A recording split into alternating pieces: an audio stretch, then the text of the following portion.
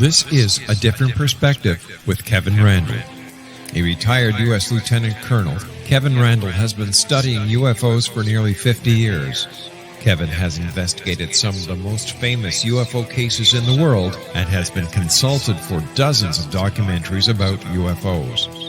Considered one of the leading experts into the Roswell UFO crash of 1947, Kevin has written more than 25 books about UFOs, including the recently published Roswell in the 21st Century. Now, here is the host of A Different Perspective, Kevin Randle. And welcome to this edition of A Different Perspective. I am, in fact, Kevin Randle, which you all can now plainly see. I'm going to be joined in just a moment by Paul Hynek. He is, of course, the son of Dr. J. Allen Hynek, who was the Air Force consultant to Project Blue Book for, I guess you could say, literally decades. And Paul is a Wharton MBA graduate. He's an adjunct professor of finance and accounting at Pepperdine University and the creator of a startup financial projection software that has raised over $1 billion for thousands of startups. He is a significant executive software and high-tech experience. I never can read my notes, and I do not know why. I think I'm slightly dyslexic, for those of you who wonder why I stumble on these things periodically. Anyway, he has significant executive software and high-tech experience in the U.S., Europe, and Asia. And maybe it's just its very impressive credentials outside the world of the UFOs. I'm going to skip down and just say, more importantly for us here, he is the son of Dr. J. Allen Hynek, who was the scientific consultant to Air Force Project Blue Book for decades. Paul has an insight to his father's evolution from skeptic to champion of the extraterrestrial. And Paul has conducted his own research into UFOs and can provide his insight to where the phenomena is today and where it might go tomorrow.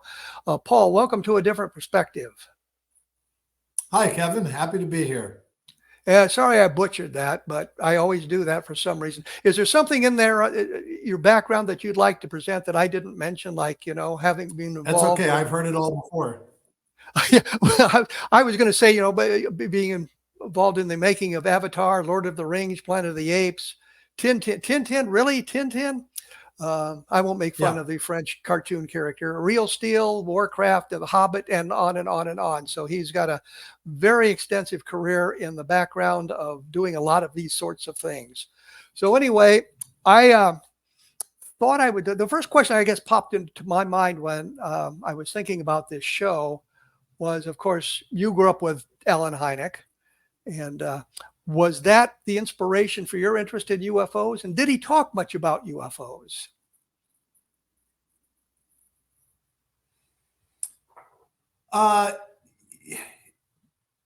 For us at home, he was an astronomer and a scientist and a professor. And so what he talked most about was astronomy.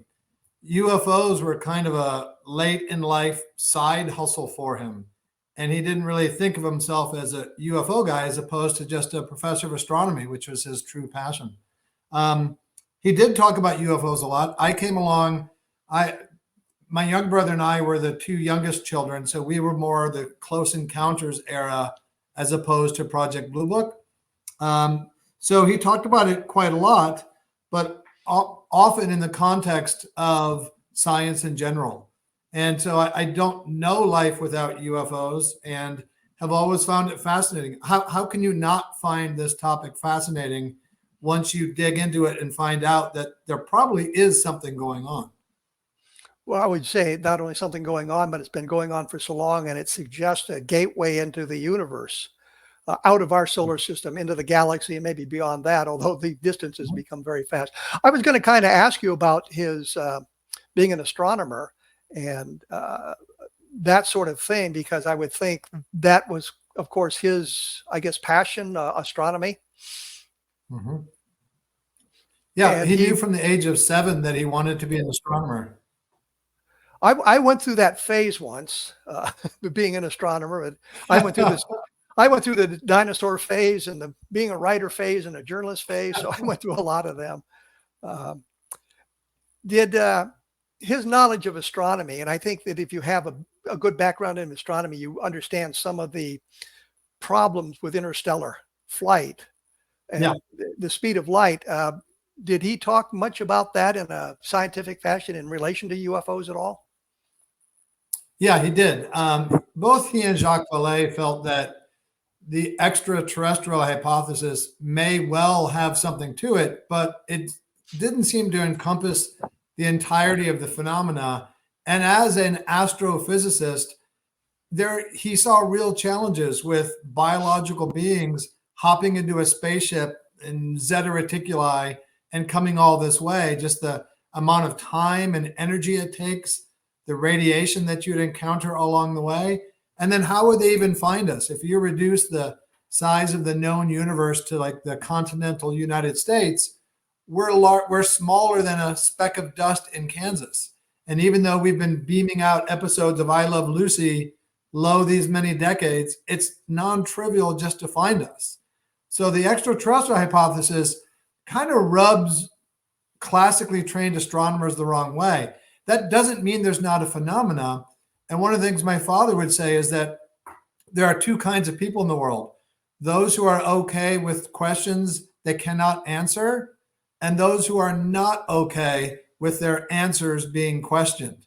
And I think a lot of people don't lean more into the UFO phenomena or other, let's say, alternative fringe phenomena because they don't have an answer.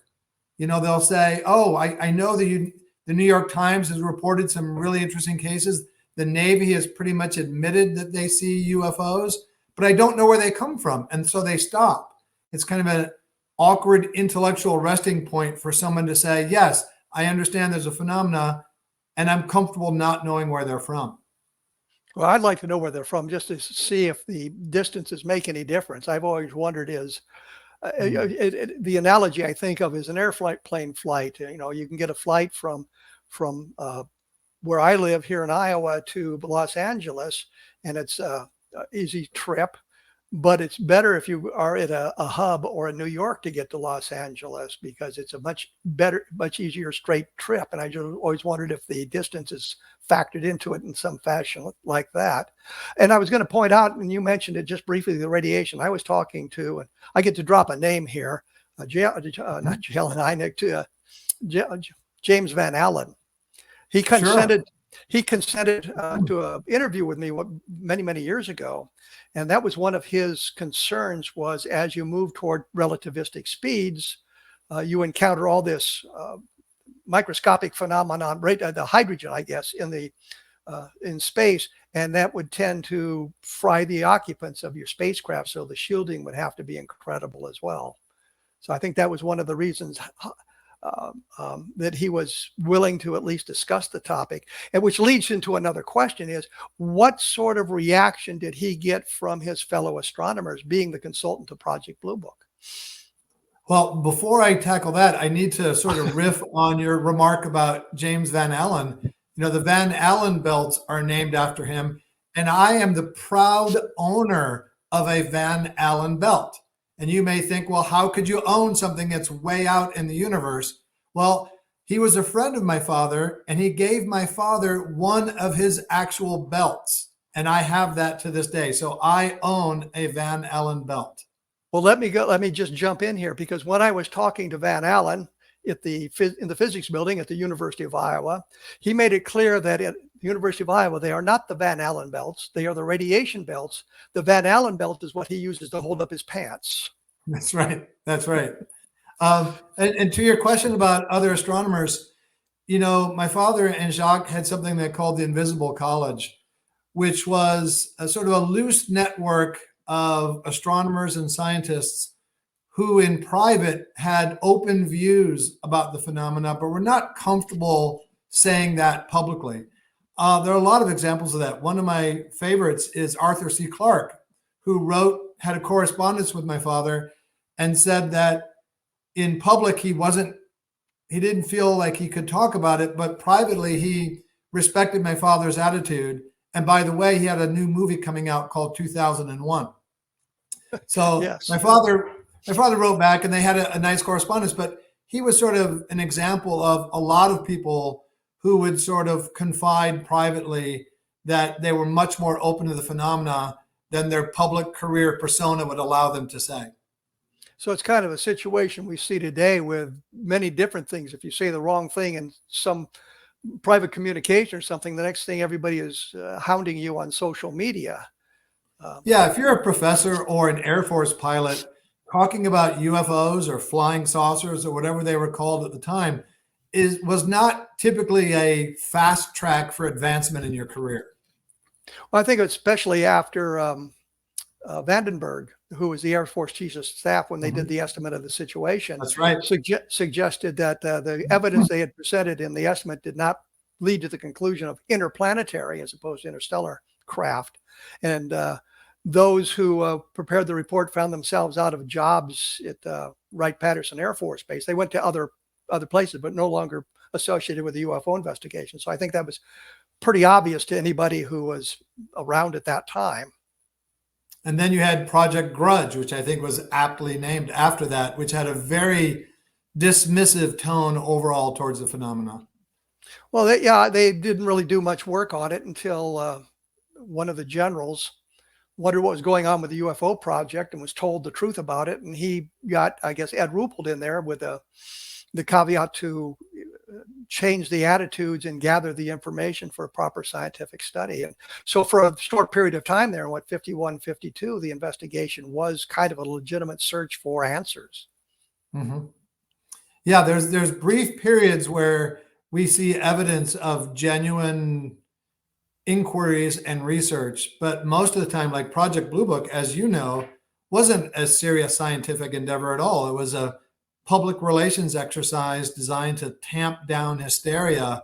And as somebody once called it, it was the Society for the Explanation of the Uninvestigated. Yeah, you can take a look at the Project Blue Book files and go through them. There's one in later years. A major was investigating a case in Florida, and in his report, he is just so dismissive and suggesting how dumb the people are for seeing these sorts of things. He's not doing an investigation. He's doing basically a hatchet job on all of that. We're gonna have to take a break here. When we come back, I want to ask you about his change in attitude, because it seemed at the beginning of his tenure as the consultant, he was skeptical, maybe debunkerish, and later on he changed his attitude. I wonder what specifically might have changed his attitude. Was there a specific case, or was just a combination of the cases that caused him to rethink that position and kind of take a different track? We'll talk about that when we come back. For those of you interested, I still do my blog at www.kevinrandle.blogspot.com, and I've just shown my age by telling you it's www. You all know that already. It's kevinrandle.blogspot.com. It's called A Different Perspective. There's nearly 1,500 articles on there that I have compiled over many, many years about specific aspects of the UFO phenomena, specific cases, specific investigations. So you might want to take a look at that. As I say, we'll be back in just a moment with Paul Hynek talking about his father and about UFOs. So please stick around.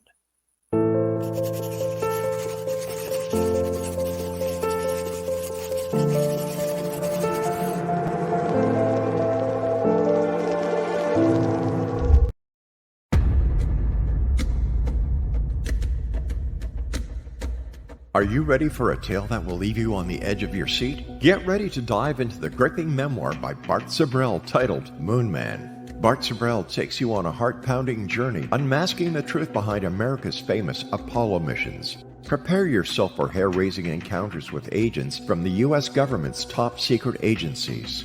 In Moon Man, Sibrel fearlessly reveals his real-life espionage adventures, shining a light on one of the CIA's best-kept secrets.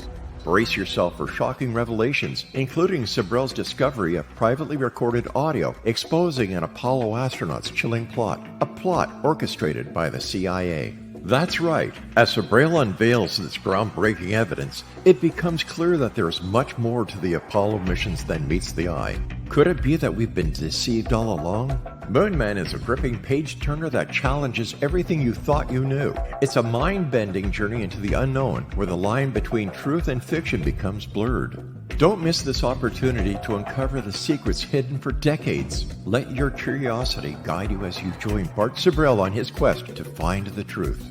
Moon Man, available now at Sibrel.com. That's Sibrel.com. Prepare to have your beliefs shaken to the very core. I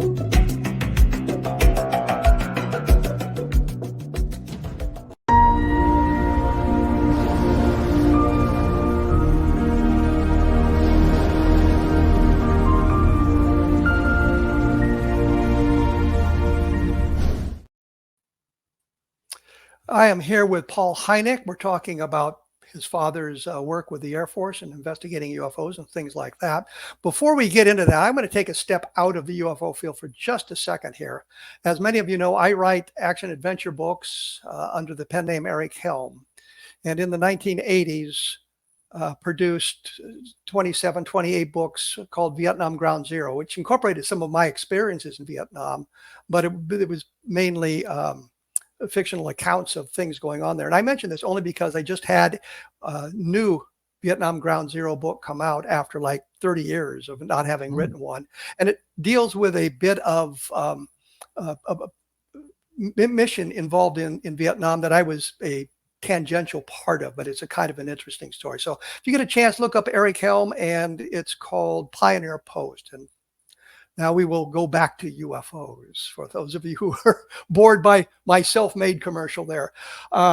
When we went away, I mentioned the change in Alan's attitude toward UFOs. And yes, I can call him Alan because he told me that many years ago I could call him Alan. Anyway, I know when the Charles Whitted sighting took place, and this was 1948, the airline pilots saw what they thought was a cigar-shaped craft whiz by their airliner, cigar-shaped object with square windows and that sort of thing. And I think your father's initial reaction was it was a meteor of some kind. And then people were, I guess, annoyed about that and thought it was something else. And now we know it probably was a meteor. And so he was right in his initial assessment about that. But it also kind of demonstrated maybe a scientific look at these sorts of things, suggesting alternative explanations. But there became a point where he changed from a skeptic questioning these things. It's not really quite right, but a skeptic looking at these things, I guess, harder than later on, and became more of an advocate for the extraterrestrial hypothesis for UFOs. Do you know what inspired that change in his attitudes? Yeah, and I would change the framing a little bit. He actually was a debunker at first and took pride in debunking what he thought was a lot of post-war hysteria. Later, he wasn't so much a champion for the extraterrestrial hypothesis as he was an acceptor of the accumulated weight of the data that suggested there was a phenomenon, irrespective of where they may or when they may come from. It was really sort of the frog in the hot water where it just gradually happens. You get more and more data, more and more cases from very credible witnesses that you just can't ignore anymore, no matter how you felt when you first entered the phenomena. And Jacques Vallée told me that it was the Socorro case in 1964 that was sort of the straw that broke the camel's back on making my father feel comfortable speaking publicly about cases with creatures, with aliens per se. So until that point, he wasn't very comfortable talking about that. But by that point, there have been so many interesting cases that he wasn't a believer, because I don't think scientists really use that word, but he was convinced that there was a phenomenon. Well, that brings up a question. In the Project Blue Book files, I think there are only 3 cases where creatures are mentioned that the witnesses are not labeled as pathological or having a psychological problem, if you see the alien beings. So it's an interesting thing that coming out of that environment of Project Blue Book, that a case with creatures would kind of massage his attitudes toward UFOs. I remember talking with him around the time of Close Encounters, and it was kind of, there was a lot of stigma in terms of talking about abductions. Abductions was almost a 4-letter word.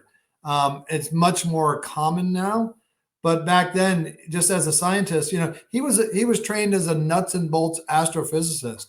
He wasn't trained for the kind of soft science of talking to people about the most traumatic experience they'd had. So it was a process of acclimatization to this phenomena and the more sort of out there aspects in it. Well, it also kind of brings up a thought. I know he got pretty well slammed after the Michigan sightings when he Yeah. came up with a swamp gas explanation. But I always understood that was he was sent in kind of cold to that area, and as he's getting off the airplane, the reporters were there and says, "What do you think?" And he says, "Well, it sounds like swamp gas," which is a perfectly logical thing to say if you understand the environment, you understand what was going on. Mhm. But of course, there was a public reaction to that. What kind of ramifications grew out of that? Yeah, and there was the local congressman who took great offense to that, named Gerald Ford, um, and that was a real stinger for him because he tried to toe the line between being a genuine, honest scientist and working for the Air Force. And as you know, the Air Force's interest wasn't getting to the bottom of it; it's just making sure that everybody felt that they had it covered, that they didn't have to worry about it. And that was really an incident that was fairly notorious that showed how difficult his job was of trying to make everybody calm, but not just sweeping things under the rug. And at the time, that was the first explanation he thought of, and he didn't mean to suggest that after full investigation that there was nothing more to it than swamp gas. Well, as I say, he was caught right at the very beginning of the Mhm. investigation, and it was kind of ambushed by the question. I think that was kind of as you mentioned, kind of an off the top of his head Yeah, response to it. Going back to Socorro for a minute, I know from my investigations into Socorro, which grew out of this program. Actually, I don't know if you know Ben Moss and Tony Angelo, who I did don't. one of they did some big research into the Socorro case, and during the program, they'd said that there were more witnesses than just Lonnie Zamora, the police officer who saw the Mhm. craft and the creatures. And they said that they had talked. The police had mentioned this sort of thing, and I said, "Did you look at the police logs? Do you have any evidence for that?" And I just never got an answer from them, and I don't know why not, because the answer was right there in the Project Blue Book files. There was a Captain Holder, who was an Army officer assigned to White Sands Missile Range, who lived in the Socorro area, and he was there interviewing Zamora within hours, probably 90 minutes of the sighting. And the idea of these reports came up in the to the police, and in Holder's response that he sent to the Pentagon at about midnight that night, April 24th into April 25th, he mentions 3 people to call the police about the event. They'd heard something, they'd seen something, they called the police, and they were blowing it off. They didn't write down any names. Nobody ever went to try to find those people. So it kind of underscored the fact that it wasn't just Lonnie Zamora, there were other witnesses.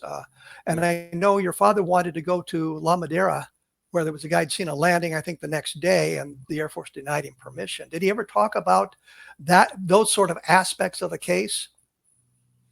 I don't remember specific details about Socorro, but it was an ongoing theme that of additional investigation that he wanted to do to go someplace or to get more data or to inquire of another agency. And just time after time, the Air Force said there's no need to do that or move on. So it was a continual exercise in frustration for him. Did he ever discuss this at length with Colonel Quintanilla, who in his book, which I guess is self-published, I think you can find it on the internet. He was, of course, the chief of Project Blue Book, which I know you know that, but some of the audience may not. Mhm. Went on an investigation with a letter that says, he is authorized to see any top secret projects you have, which might explain this phenomenon to. Did he ever discuss Socorro specifically with Quintanilla, and the conclusion that Quintanilla came up with, that it was unidentified? He didn't have an idea what it might have been. I don't know what conversations he had with Quintanilla. I know that their conversations weren't that long and rewarding from my father's point of view. And it's interesting. Project Blue Book officially, as you know, investigated over 12,000 cases. And even with this overriding institutional impetus to explain away all the cases, they still couldn't rubber stamp solved on over 5% or 700 of the cases, which I think is really interesting because they wanted to just sweep them all under the rug, and even they couldn't do that. Well, it's actually worse than that, because I did a quick survey from the index from Project Blue Book, and they labeled 4,000 to 5,000 cases insufficient data for scientific analysis, which is not an explanation. It just keeps it out of the dreaded unidentified category. So they failed at nearly half of the investigations that they. And to be fair, some of them did have insufficient data. There was one case from Texas late in the investigation where the guy learned that his sighting is labeled insufficient data, and he wanted to know why. And he said, I gave you all this information. The lieutenant who came out, he took detailed notes on this. We filled out your forms. Everything I know is in that report. What is insufficient about it? And they eventually changed the label to unidentified, which I thought was kind of interesting. Yeah. How many cases could there be where somebody would champion the reclassification from insufficient evidence to unidentified? That's such a nice catch-all category of insufficient data. And it keeps it away from unidentified as well. Mm-hmm. Right. Did he get much blowback toward the end of his consultation with Project Blue Book after, of course, what I guess you might term the Michigan debacle, which I again stress was not his fault, but did he get much blowback from the Air Force or the public on that? Did it change from the public? Sure. From the Air Force, I don't know, but also from James McDonald, who was a colleague of my father and who was very critical of my father being involved with Project Blue Book, because James McDonald felt that, the Air Force, especially with the Robertson Committee and the Condon Committee, the Condon report, they really wanted this sort of academic integrity to sort of whitewash their efforts. And so McDonald felt that my father, being an academic, was lending undue credence and legitimacy to this kind of sham effort. And my father felt that, yes, this was not a serious scientific effort, but having a seat at the table, having some ability to influence the operations there was worth more than staying on the outside and taking pot shots at it. Well, I would agree with him. I think you can influence that kind of thing much more heavily. I'm going to have to take a break here in a minute. When we come back, I want to talk a little bit about the Condon Committee, because we all know now, based on the correspondence that is released into the public arena, that it was a setup, that they were supposed to find certain things before they investigated anything. And of course, they found those specific things in their investigation. And my very favorite sighting, which was explained as a natural phenomenon so rare it had never been seen before or since. And I'm thinking, if you've got a new phenomenon out there, maybe a scientific investigation is a proper way to go. It might not take you to aliens or follow your mission of keeping the skies clear over the United States from intruders, but it certainly would be something I think of scientific value to take a look at. So we'll take a shot at that and the establishment of QFOs when we come back right after this. As I say, take a look at my blog at kevinrandle.blogspot.com. There's a nice piece up there about my speculation of the 12 UFO crashes that David Crush had talked about or mentioned briefly, and where I think that may go. And again, it's my speculations, but I think it's kind of an interesting take on that. So as I say, we'll be back right after this. So please stick around.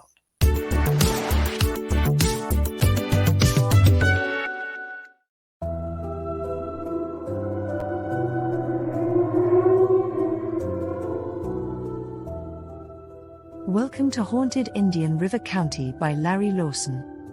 Indian River County is an idyllic vacation spot on Florida's east coast, not far south of Cape Canaveral. Known as part of the state's famed Treasure Coast, many are unaware of the deep and fascinating history this area played in the development of the Sunshine State. Also lost among its visitors and residents are the chilling stories of the hauntings that accompany this rich history.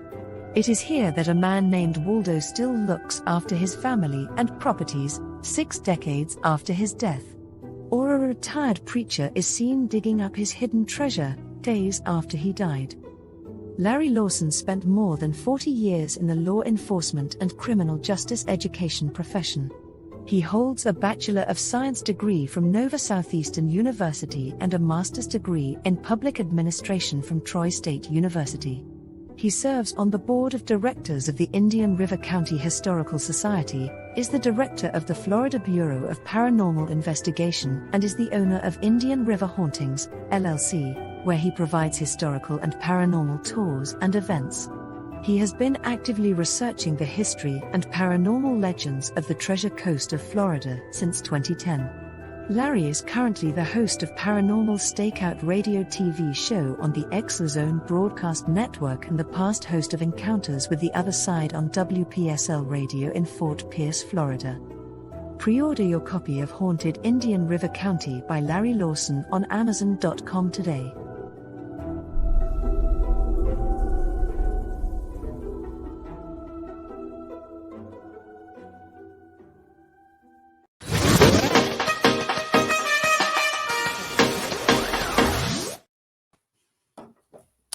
And I am suddenly back. Surprisingly, I was expecting something else in there. I was thinking about the introduction to this segment of the show, and I thought of what I wanted to say was I'm going to make something of a liar out of myself and jump over a couple of the points I made at the very end to get into a question I think I want to get to before we run out of time. And we'll come back to these other things. And I'm thinking in this environment, somebody will say, take that out of context. Kevin Randle says he's made himself out to be a liar. So it's about trivial things. I just jumped over a segment I'd promised a little bit earlier. Before we get into the creation of QFOs and that sort of thing, have you done much in the way of your own personal investigations into UFOs? I've not. I would say I have my junior merit badge as a field investigator.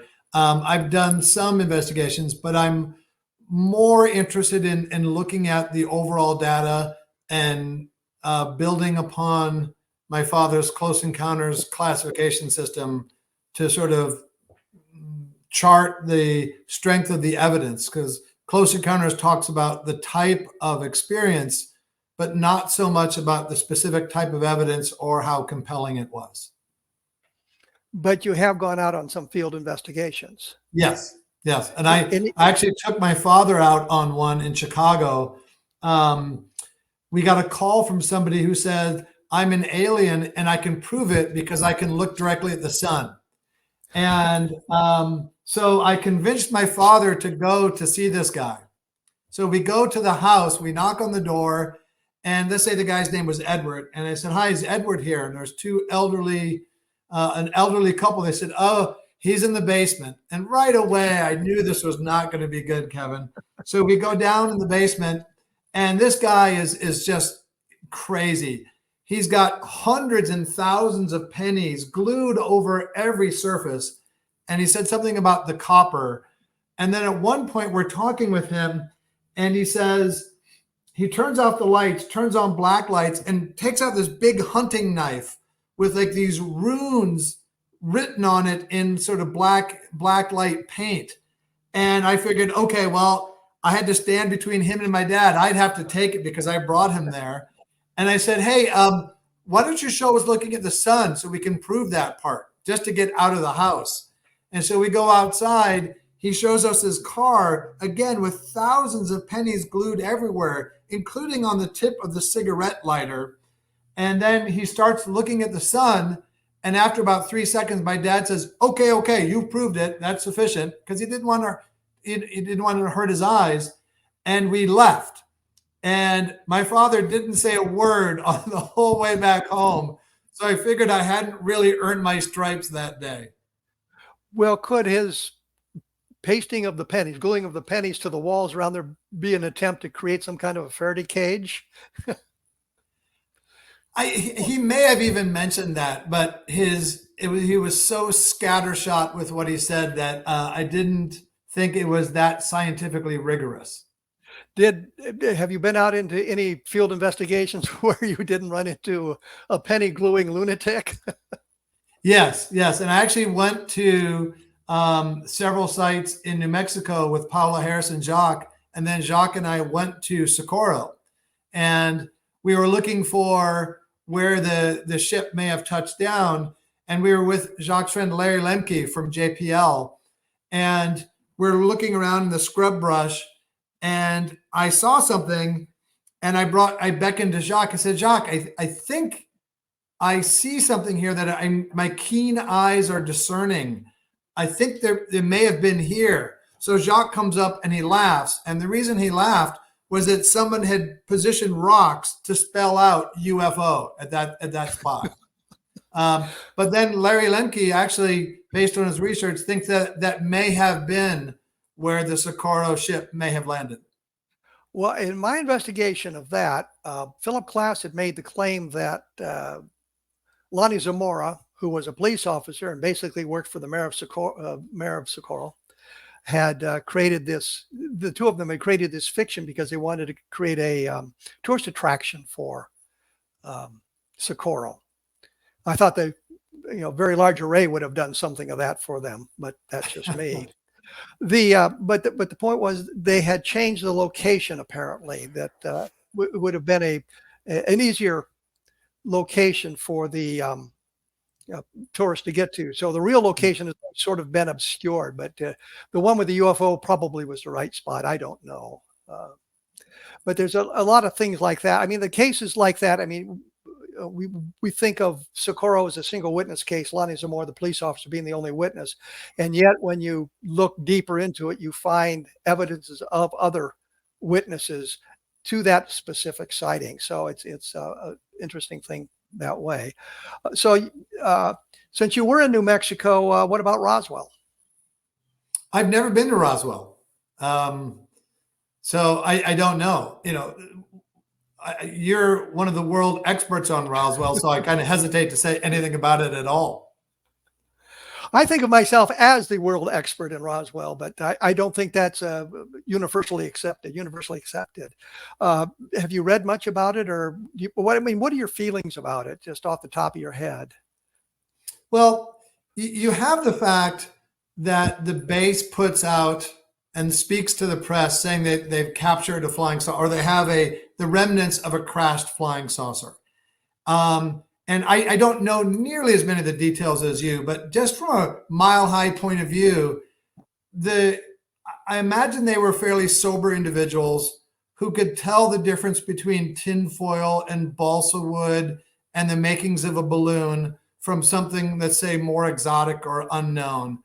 And that they went to the length to actually say, we've captured something. Now, unless they're in cahoots with the Zamora faction that would happen later and trying to make a New Mexico statewide tourist mecca, I don't know why they would have done this. It's, again, not a fast track for advancement in their career. Of course, it was backtracked the next day. But the fact is, you had some sober individuals in the press. We have the remnants of a flying saucer. So that's a hard thing for me just to move aside from. Well, their press release, which would have, I guess, fallen at the feet of Colonel Blanchard, the base commander at the time. It was by his authority it was released. It didn't seem to impact his career because he ended up with 4 stars and was in line to become the Air Force Chief of Staff. So you have to take a look at that as well. Well, I won't hold your feet to the fire on Roswell anymore on that. I just had to do that for the short plug of my books. Take a look at Roswell in the 21st Century or Understanding Roswell, the latest 2 books on that specific case.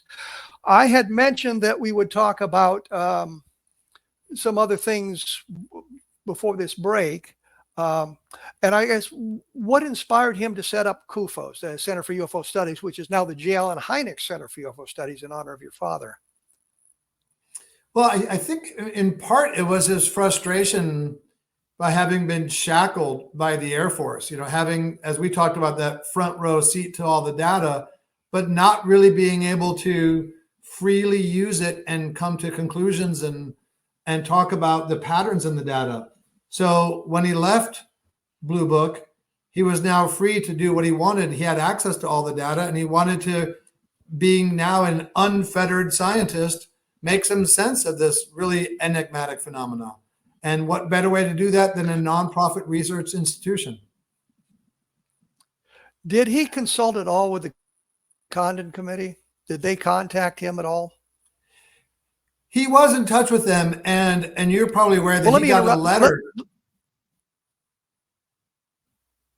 I was going to say, for those who don't know, Condon Committee was a University of Colorado study to look at the data from Project Blue Book and decide if there was anything of scientific value to continue the research and if the Air Force had done a good job on that sort of thing. But the project was funded by $500,000 from the Air Force, and they really had to search to find a university that would even touch the topic. So that's the background of the Condon Committee. I didn't mean to interrupt you. I just wanted to bring some of the people up to date on what the Condon Committee might be. So he got a letter from the Condon Committee, or had some kind of communication with them? Well, from the personal secretary to Professor Condon, who basically said, as you alluded to, that the fix was in. This was not an honest scientific inquiry. This was just the Air Force's attempt to shutter Project Blue Book and to have the whitewashing credibility of academia behind it. Now, it's fun for me because I was paid to speak at the University of Colorado about UFOs several years ago.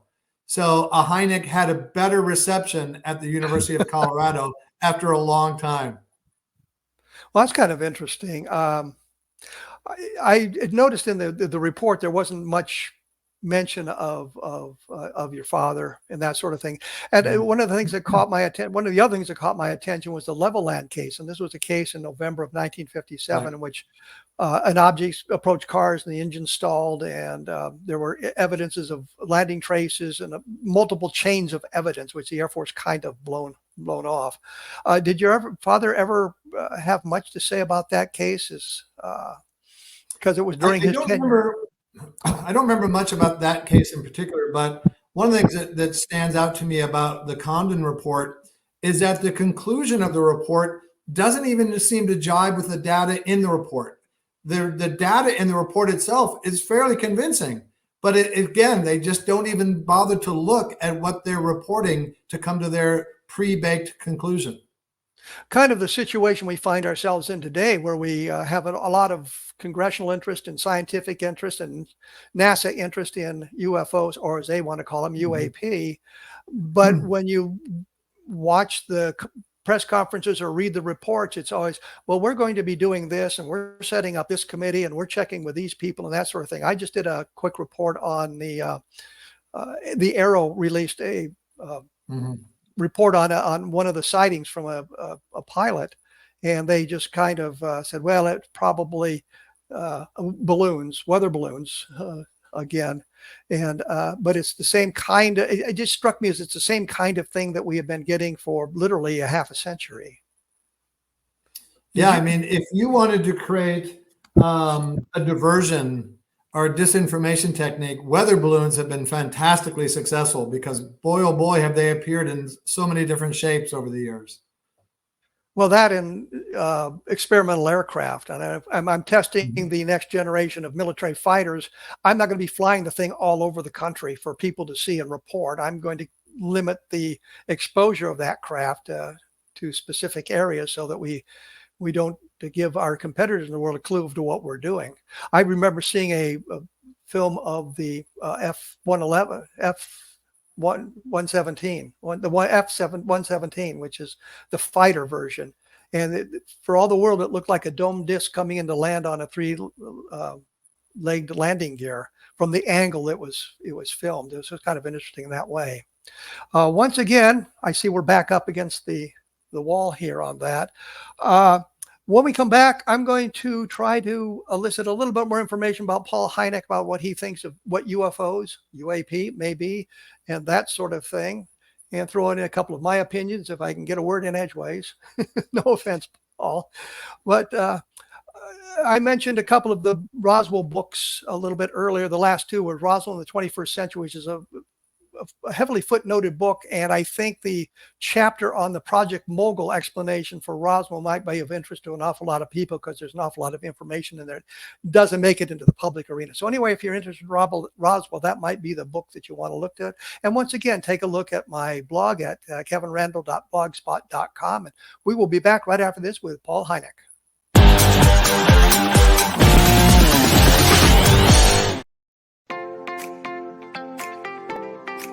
Are you interested in evolving with the times and becoming all you can be?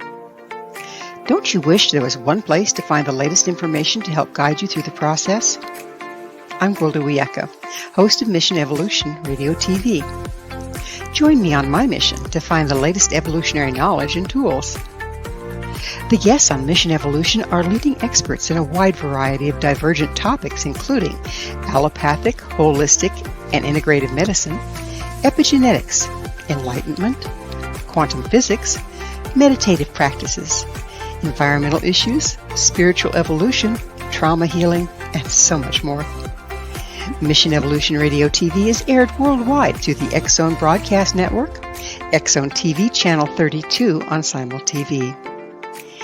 You can enjoy our archives of radio or TV shows with our compliments at www.missionevolution.org. Come see the amazing lineup of guests and topics. With more than 200 episodes to choose from, you're sure to find what you're looking for. Visit www.missionevolution.org.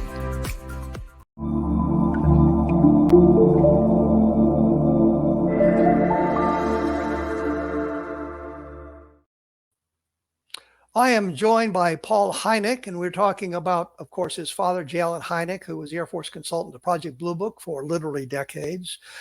His investigations in UFOs and some of the information that I guess filtered down from his father about UFOs, which brings me to the next question. And I've heard this a number of times, that your father had said the really good reports went elsewhere. Have you any insight into what he meant by that? Yeah, I think after the Robertson panel, there was kind of a bifurcation, and the really juicy reports would go to the Air Intelligence Service Squadron, as opposed to Project Blue Book, which is a very frustrating thing for my dad. Did he ever get a look at any of those kind of reports, or was it just something in the ether that he picked up on? I think he caught wind of some of them, and especially in later years, he heard about them. But yeah, at the time, he wasn't able to investigate some of those best cases. Well, I know that it was the 4602 second Air Intelligence Service Squadron. I think that's the designation of it, that was given the task of investigating UFOs back in the 1952, when Ed Ruppelt, who was the chief of Blue Book, complained about all the reports coming in during the summer of 1952, and having the capability of investigating all of those. So they tasked this organization, whose mission was actually to train to respond to downed airmen, right, of any kind, right, in the war, war situation, interrogation of prisoners, and that sort of thing. So they're trained in a lot of esoteric activities like horseback riding and skiing, so they could get to the out of the way places, the capture of downed airmen and that sort of thing. I got the impression from reading the documents about that they just treated that as more of a training exercise than a real attempt to gather sufficient data. Did you get that kind of an impression too, or are you that familiar with it? Well, my understanding is they had an overall mission of getting to any crash site of any kind, plane, balloon, flying saucer, whatever, within 6 hours. And they also had Russian speakers. So they had a sort of all-encompassing job to get to a crash site, but contain any kind of fallout, whether it's nuclear or information. And so a lot of people think the Men in Black came from them as part of their efforts to contain an entire situation around a crash site. But did your father ever see any reports that came from them? There was a lot of things that I've seen that suggest it was all pretty much mundane, meaning terrestrially based. And I would suspect that's because if it led into the extraterrestrial or something very exotic, that it would have a higher classification. Mm-hmm. Mm-hmm. And you'd have to think there wouldn't be nearly as many crashes of flying saucers as there would be of airplanes. And that's always something that is a little bit confusing to me. If you're an alien coming from another planet and you're able to make it to find Earth and get all the way here, why is it that you suddenly can't fly anymore and you crash? I don't understand that. I think it's somebody pushed the wrong button. Yeah, it could be. Maybe you're not having the aces go out all the way out to Earth. You're having sort of the B-list pilots. Yeah, I just, well, why would they crash? I think somebody pushed the wrong button. The craft may be functioning perfectly, but the crew may have made an error. And, Which kind of and we may have a different kind of atmosphere that they haven't adjusted to. That's possible as well.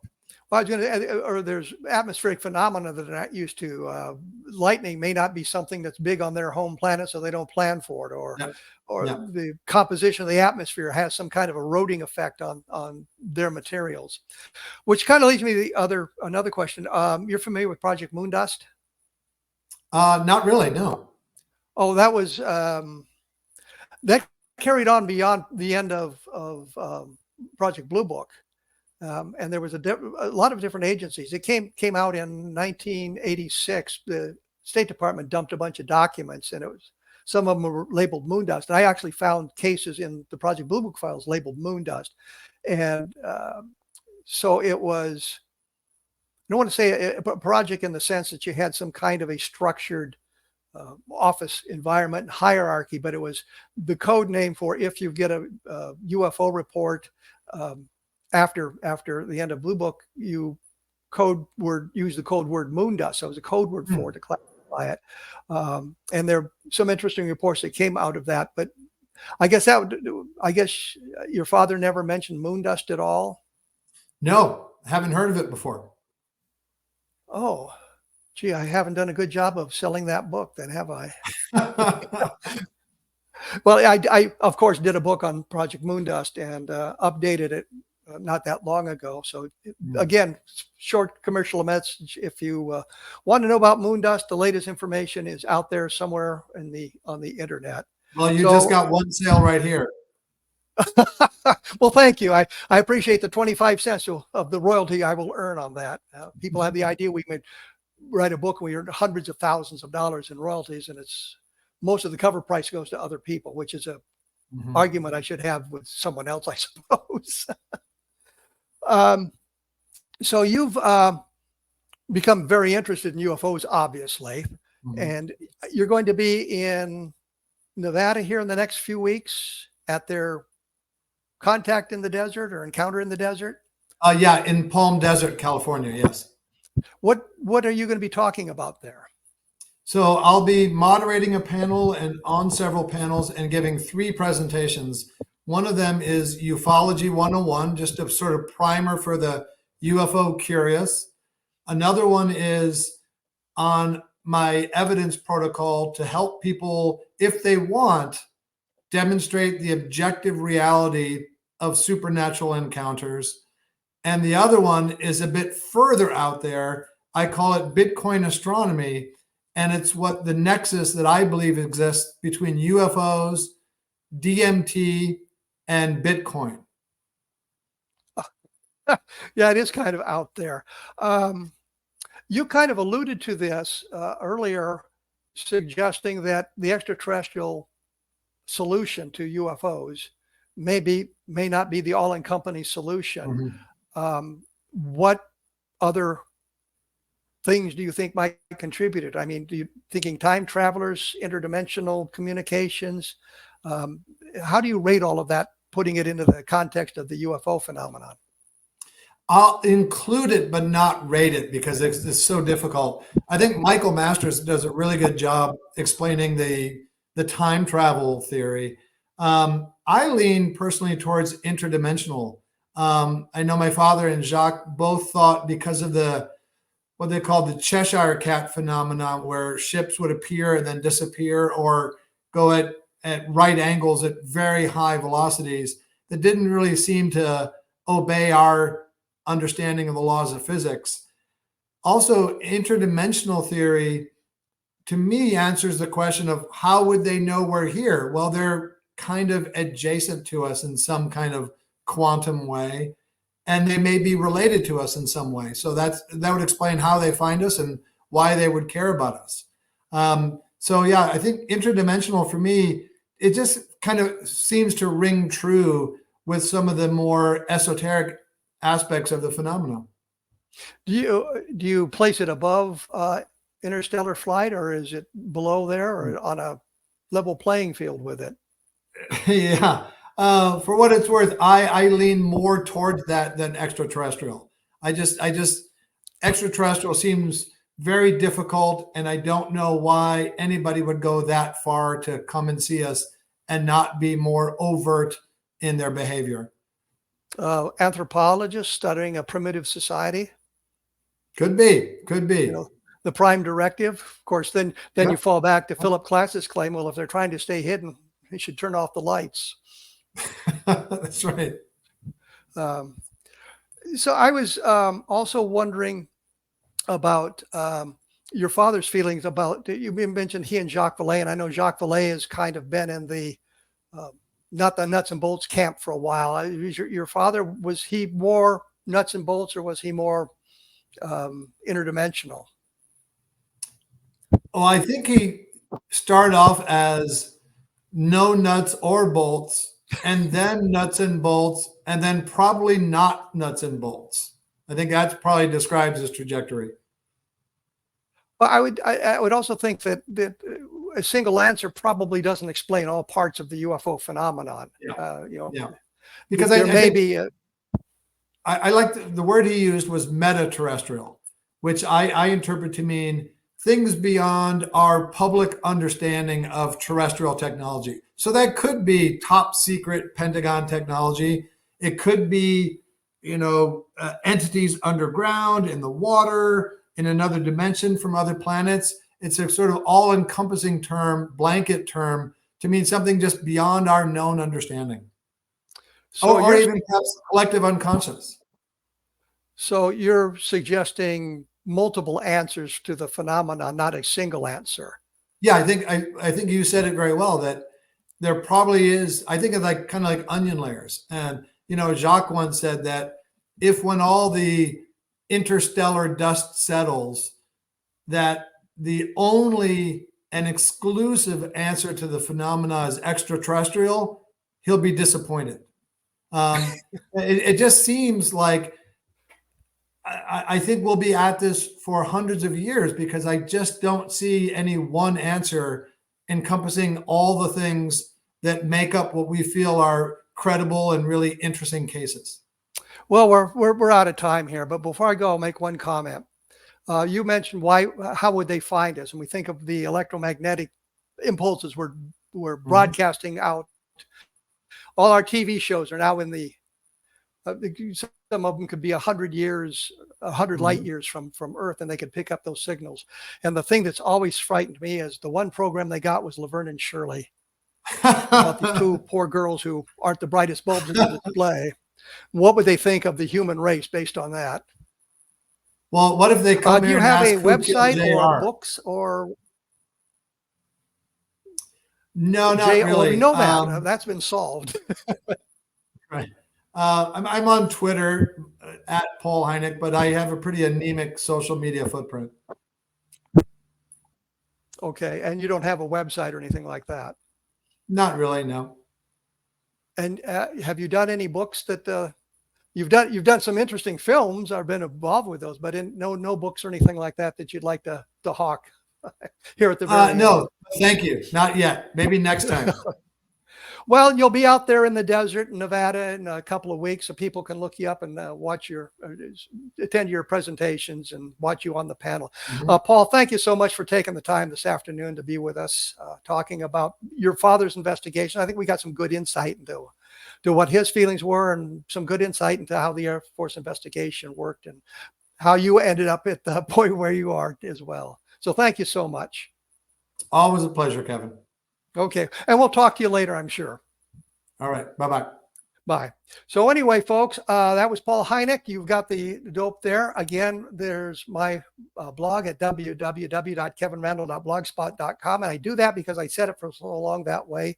There's a couple of new books out, and there's one called 1973, which is a look at the 1973 Pascagoula abduction case, with I think some new information there, and a suggestion that if there is alien abduction, this is the one we need to be taking a look at, because there's multiple witnesses to the abduction. Anyway, I will be back next week talking about UFOs and that sort of thing. So I'll see you then.